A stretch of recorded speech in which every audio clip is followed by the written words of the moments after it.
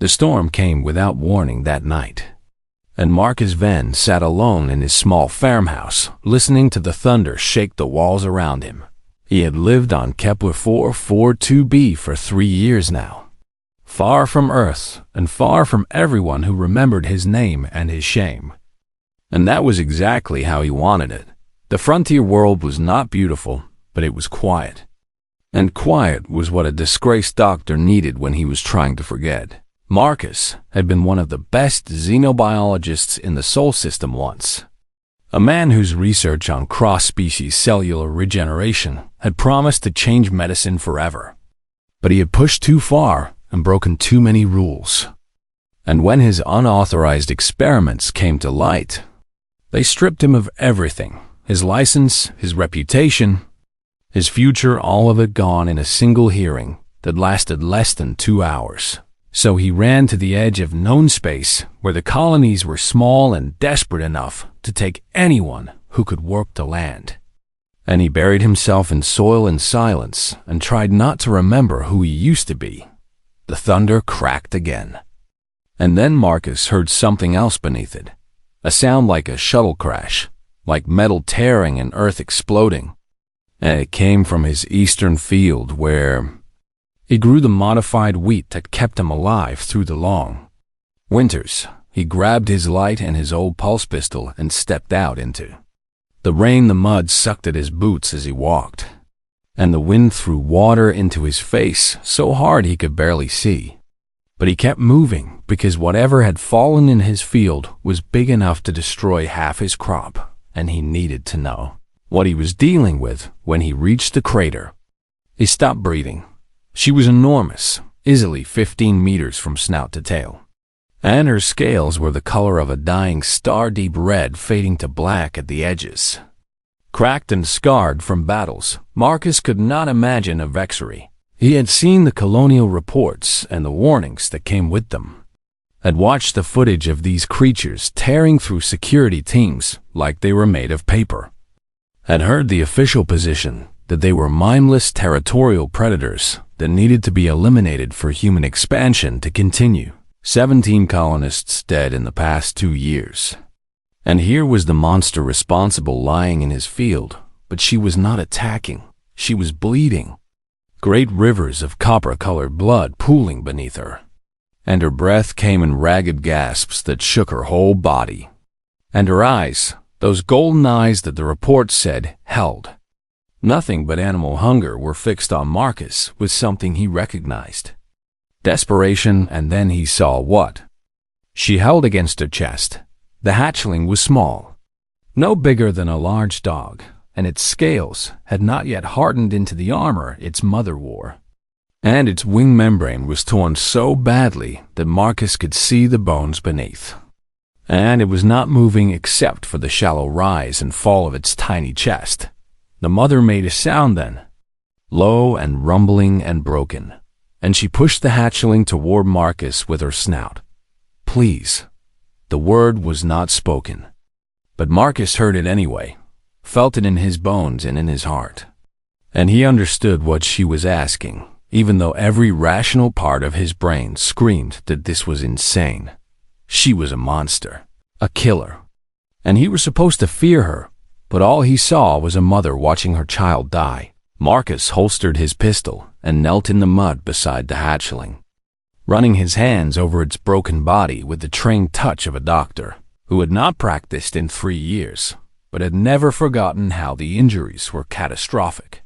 Shattered wing joint, internal hemorrhaging, if its anatomy was anything like what the colonial surveys suggested, and an infection already spreading through the wound sites, turning the flesh around them gray and necrotic.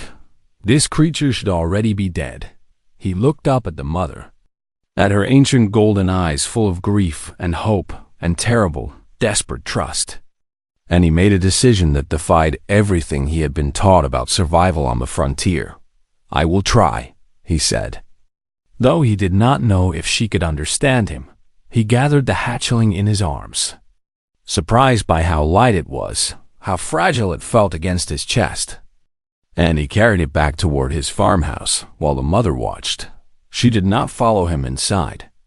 But she did not leave either. She circled his home in the storm, her massive shadow passing over the windows again and again, her calls echoing through the thunder like the songs of ancient grief. Marcus laid the days, hatchling on his operating table, a relic from his old life that he had never been able to throw away, and began his examination.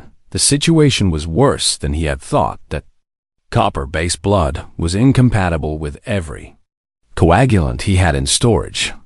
The infection was unlike any pathogen in his database, and the shattered wing joint had bone fragments lodged in tissue he could not identify. Colonial medicine had no framework for this because no one had ever tried to save a vexary before. They only knew how to kill them. Marcus stood over the dying creature and felt the weight of his past pressing down on him, all his failures and his shame and his exile. And for a moment, he considered walking away. But then the hatchling opened its eyes, golden like its mother's, but softer, younger, full of pain and confusion and fear, and it made a small sound that might have been a whimper.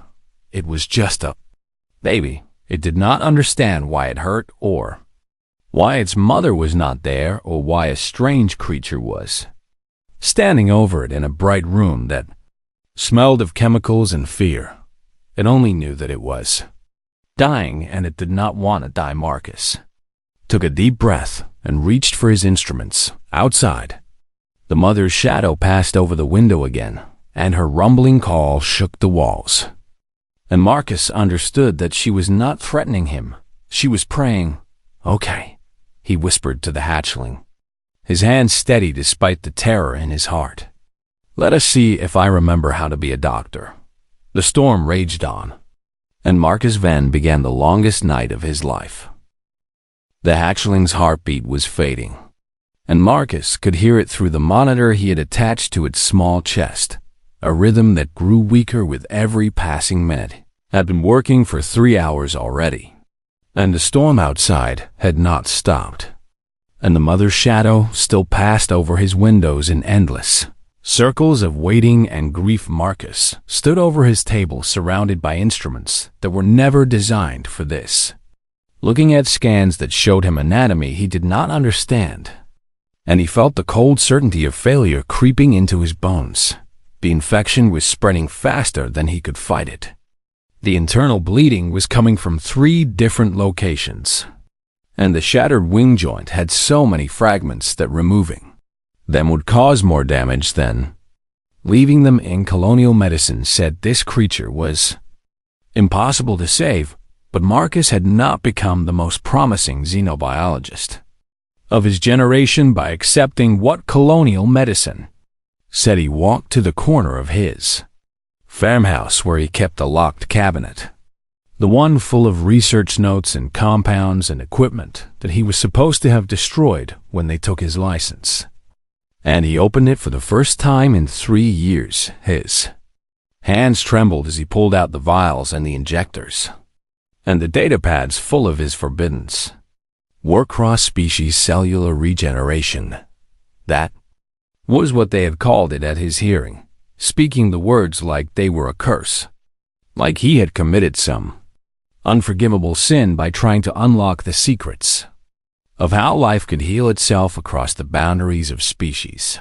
He had discovered that certain modified human stem cells could be programmed to adapt to foreign tissue, to learn the biology of another species and help it rebuild itself from within.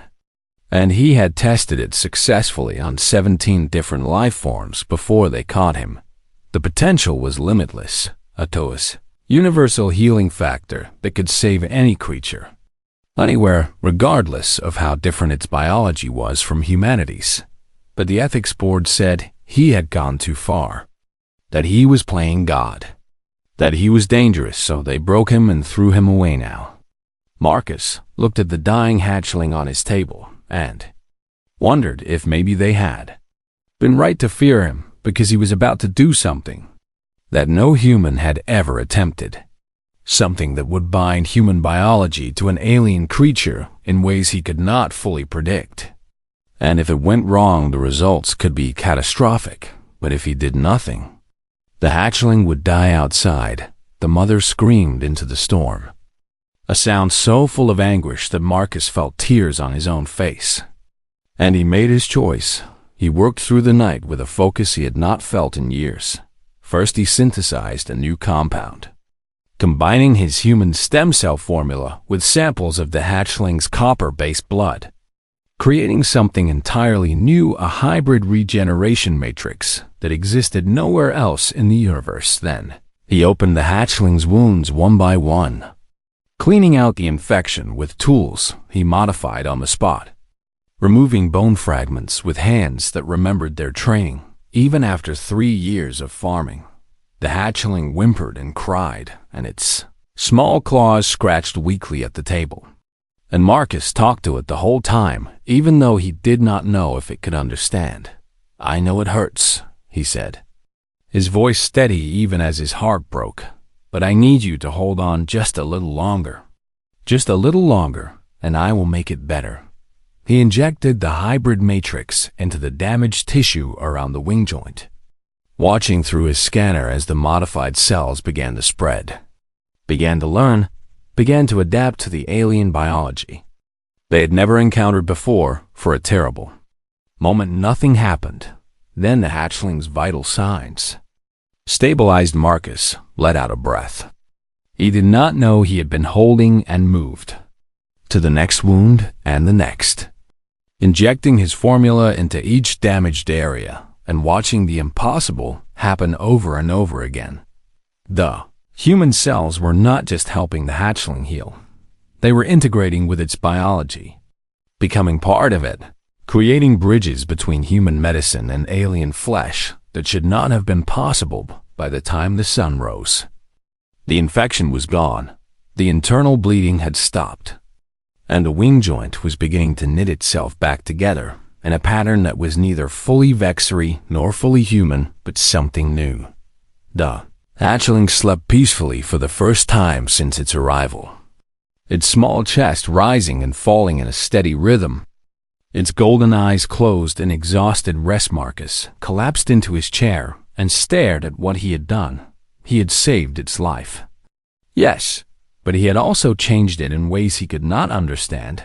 The human cells were still active, still spreading, still adapting, and there was no way to know what the hatchling would become as it grew. With this hybrid biology inside it had created something unprecedented, the first being to carry both human and vesicellular structure in a single body outside. The storm had finally stopped, and the morning light came through his windows pale and golden, and the mother's shadow no longer passed over the glass. Marcus stood on shaking legs and walked to his door and opened it. She was there, the great scarred dragon who had brought him her dying child, and she was lying in his ruined field with her head raised toward his farmhouse, watching, waiting. When she saw him, she made a sound, not the scream of grief he had heard all night, but something softer, something that rose at the end like a question. Marcus nodded, too exhausted to speak. The mother's golden eyes closed, and a shudder ran through her massive body, and Marcus realized she was crying in whatever way her kind cried. Then she did something that made him freeze in place. She lowered her great head to the ground before him, pressing her snout into the mud of his field, and she held that position for a long moment before rising again. He did not know what it meant, but he felt the weight of it, the significance, the honor. Something had changed between them, between human and vexary, something that could never be undone. Marcus walked back inside to watch over his sleeping patient, and the mother settled into his field to wait. And neither of them knew that this was only the beginning of a story that would change everything. 3 weeks passed, and the hatchling grew stronger every day. Marcus named her Cinder, because of the way her scales caught the light when she sat in the sun, glowing like embers in a dying fire, and because he needed to call her something other than the creature or the patient. She had started walking on the 5th day, stumbling around his farmhouse on legs that were still too weak but growing steadier by the hour. And by the 10th day, she was following Marcus everywhere he went like a strange copper-scaled shadow. Her wing was healing in ways that made no sense according to any biology Marcus knew.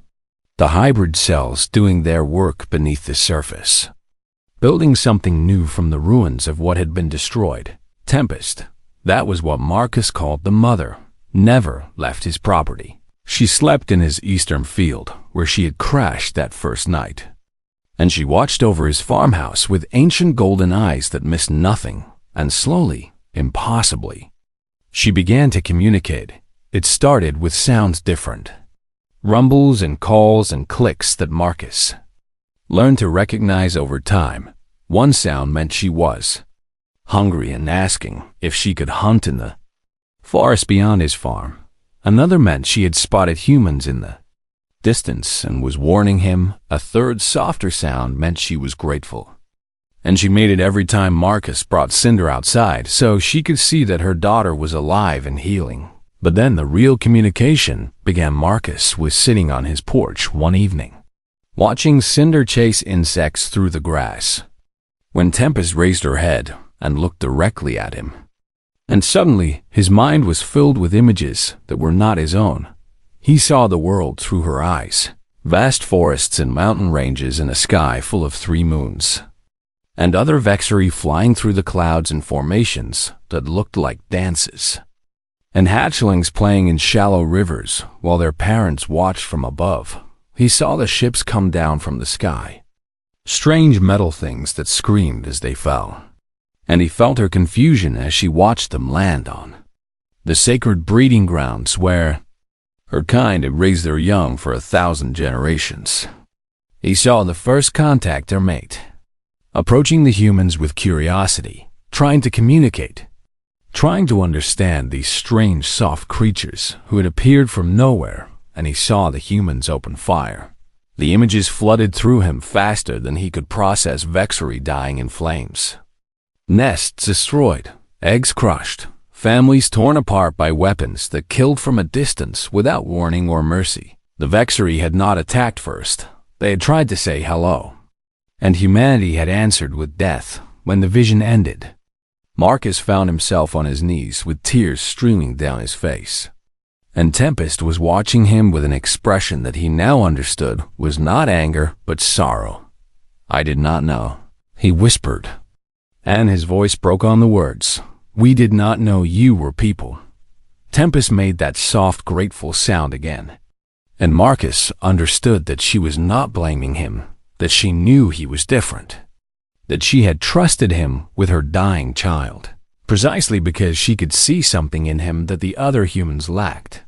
The colonial reports had called them mindless beasts, but the truth was so much worse. Humanity had encountered an intelligent species, a civilization with culture and history and love and grief, and they had labeled them monsters because it was easier than admitting they had committed a massacre.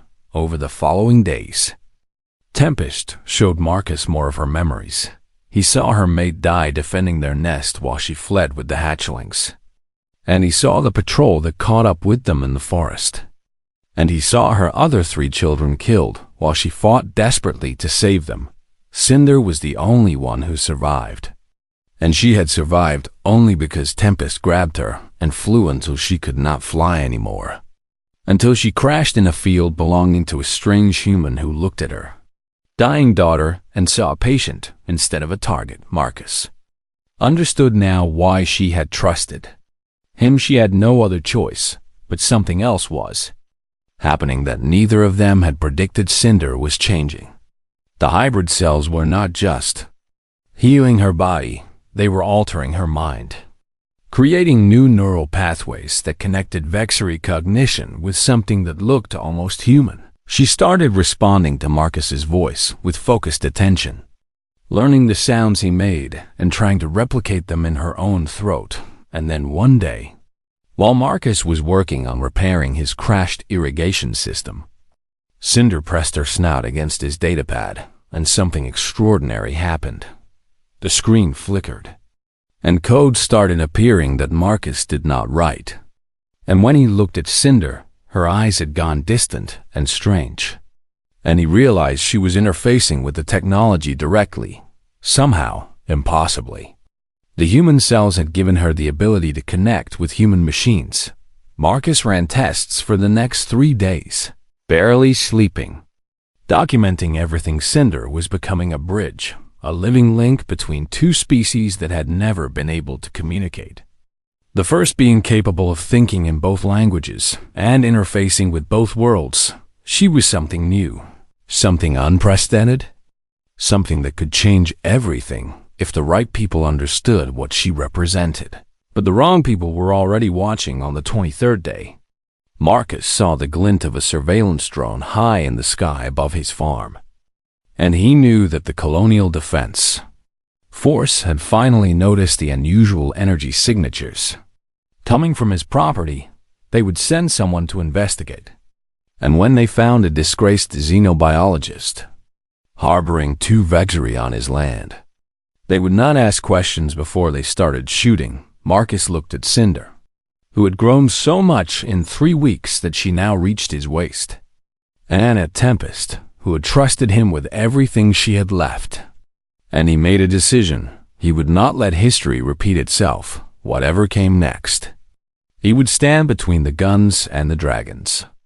And he would make humanity listen, even if it killed him. The transport ship landed in Marcus's western field on a gray morning when the clouds hung low and heavy over the world. 6 soldiers stepped out in full combat armor, their weapons raised and ready, and behind them came a woman with commander's insignia on her shoulder and cold fury in her eyes. Marcus stood on his porch watching them approach, and he did not reach for the pulse pistol at his hip because he knew it would not matter. If they wanted him dead, he was dead. And the only thing that might save him was words. Dr. Marcus Venn, the commander said as she stopped 10 meters from his door. You are under arrest for harboring a dangerous xenoform, violation of quarantine protocols, and suspected collaboration with a hostile species. Commander, Marcus said, keeping his voice calm even though his heart was racing. I need you to listen to me before you do anything else. I do not take orders from traitors, she said, and her hand moved toward her sidearm. And I do not negotiate with anyone who helps the creatures that killed my brother. Marcus felt the words hit him like a physical blow. He understood now. This was personal for her. This was grief turned into hate. And grief was the hardest thing to argue against because it did not care about logic or truth. I am sorry about your brother, he said. And he meant it. But the Vexeri are not what you think they are. And if you kill the ones on my property, you will be making a mistake that humanity can never take back. The commander laughed. But there was no humor in it. Mistake, she repeated. The only mistake was not burning these things out of the sky. The moment we arrived on this planet, she raised her weapon and pointed it at Marcus's chest. Move aside, Doctor, or I will go through you to get to them. And then Cinder walked out of the farmhouse. She had grown so much in the past month. Nearly as tall as Marcus now, her scales hardened into the deep red armor of her kind.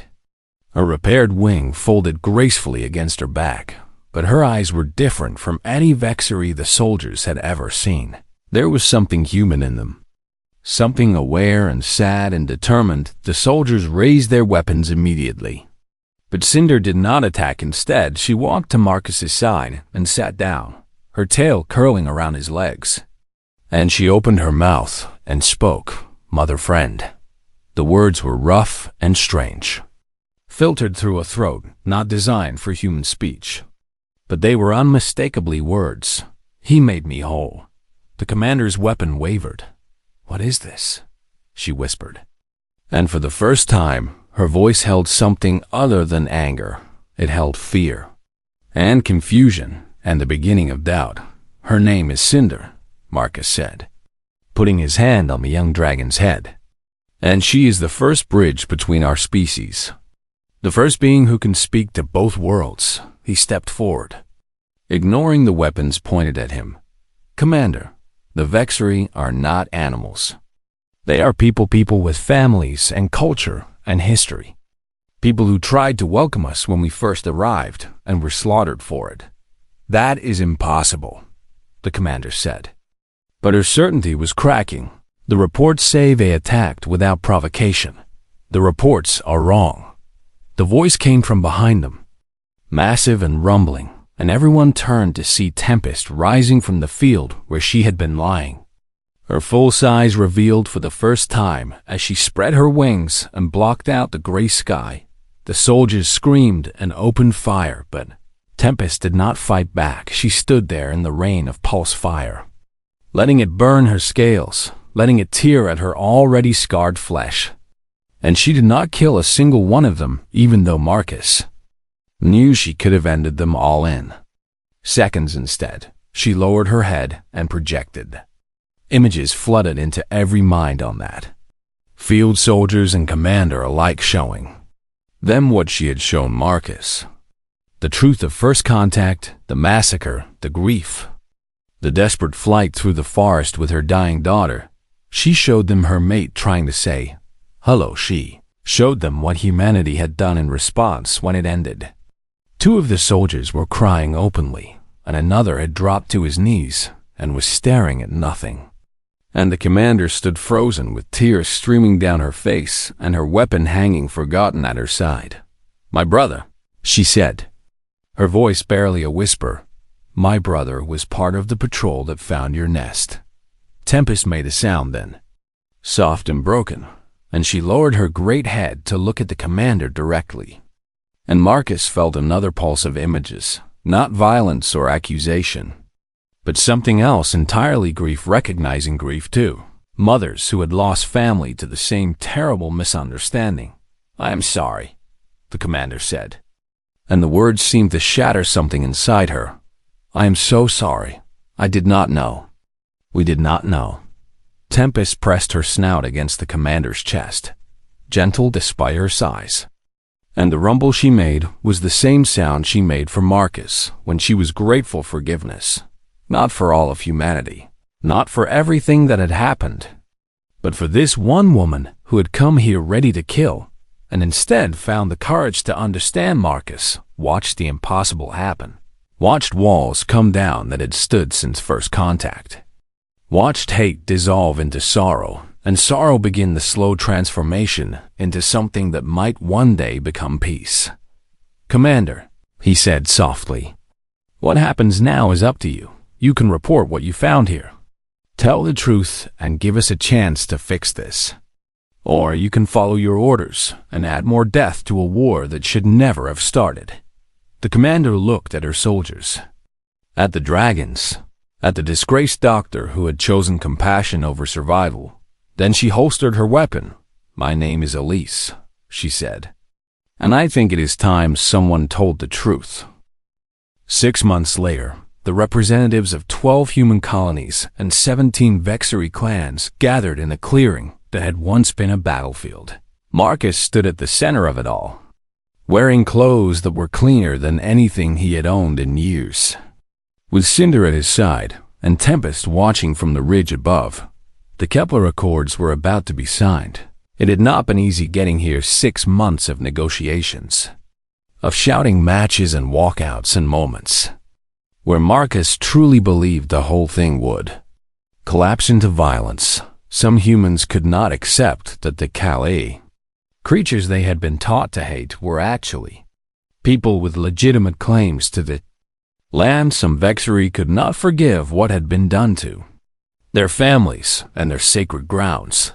But Elise had kept her word and told the truth to her superiors. And some of them had listened, and slowly the tide had begun to turn. Cinder had been the key to everything.